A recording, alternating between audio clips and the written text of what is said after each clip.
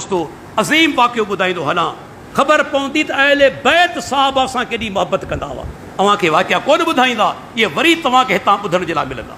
हिन स्टेज तां हवालो जे किताब जो, किताब आहे कशफुल गुम, अल्लामा अरबली जो, शिया आलिम, 2 जिल्दनि में, ॿियो नंबर जिल्द 78 नंबर सफ़ो मुंहिंजी लाइब्रेरी में मौजूदु आहे। सैयदना अली बिन हुसैन इमाम ज़ैनुल आबिदीन वेठल आहे। तेसि ताईं इराक़ में जा कुझु माण्हू हली आया, फितनेबाज़ घणो करे अहले इराक़ रहिया आहिनि। हली आया, छा था चवनि? अबू बकर सिद्दीक़, उमर बिन ख़त्ताब, उस्मान बिन अफ़ान, उन्हनि जे बारे में ख़राब ज़बान इस्तेमालु करणु लॻा। ख़राब ज़बान। इमाम ज़ैनुल आबिदीन जेको सैयदना हुसैन रज़ी अल्लाह जो पुटु आहे, हिते छा चयो कि ॿुधो मूंखे ॿुधायो, जवाबु ॾियो, छा तव्हीं मुहाजिरीन मज़ा आयो जिन हिजरत कई मके खां मदीने अल्लाह जे नबी जे दौर में? उन्हनि में शामिल आहियो कि मुहाजिर कोन आहिनि? जी अंसार में शामिल आहियो जिन मुहाजिरीन जी मदद कई, नुसरत कई, ताईद कई? जी असां उन्हनि में बि कोन आहियूं।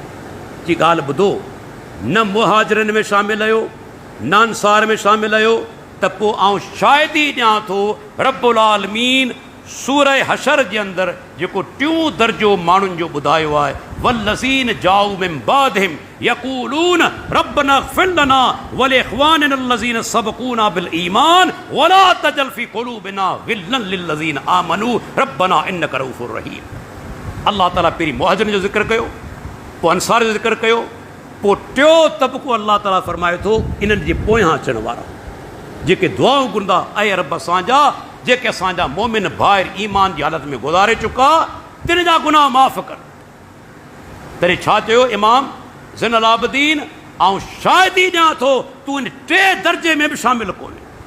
दुआ ॾियण वारो तव्हां कोन आहियो, तव्हां तनक़ीद करण वारा आहियो, तव्हां साहबा खे दुआ ॾियण वारा कोन आहियो, तव्हां त उल्टो तनक़ीद करण वारा आहियो। तव्हां इन तबक़े में शामिल कोन आहियो। उख़्रुजू अन्नी फ़अलल्लाहु बिकुम, मूंखां उथी वञो, निकिरी वञो, जंहिंजा लाइक़ कयो अल्लाह तव्हां सां उहो ई करे, जंहिंजा हक़दार आहियो अल्लाह उहो ई तव्हां सां करे। उख़्रुजू अन्नी, मूंखां उथी वञो, रवाना थी वञो। कशफुल गुम्मा जिल्द नंबर 2 78 नंबर सफ़ो। ऐं दोस्तो